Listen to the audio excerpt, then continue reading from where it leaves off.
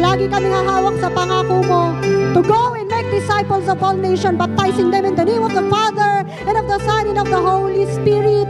And you said and promised, Lord, and surely that you will be with us until the end of the age. Hindi mo kami pababayaan, hindi mo kami iiwan, hahawakan mo kami, Panginoon, equip mo kami, empower mo kami, Panginoon, sa panahon ng kahinaan, palalakasin mo kami, Panginoon, dahil ikaw ang aming kasapatan, ikaw ang Diyos ng Diyos at Hari ng mga hari. You've been alive, Panginoon, sa buhay namin. You transform us, Lord. Binago mo kami. Hindi na kami dati. Hindi na kami nabubuhay sa kasalanan. Kundi kami ay bago na, Panginoon.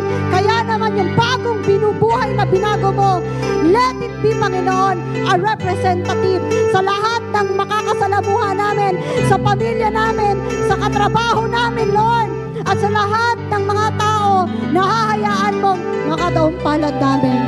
Lord, sa lahat ng mga mensahe, sa lahat ng mga salita, Lord, mga panalangin, Lord, pagpupuri at pagdakila, Lord, ay sa iyo lamang.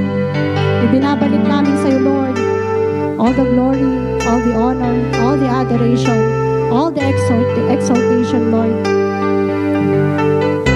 Patuloy ka namin isinasamba, Lord, itinataas. Thank you for talking to us, Lord. Thank you that in this place, you are the only one. Be magnified, be heard, be seen. We thank you, Lord. We thank you, Jesus.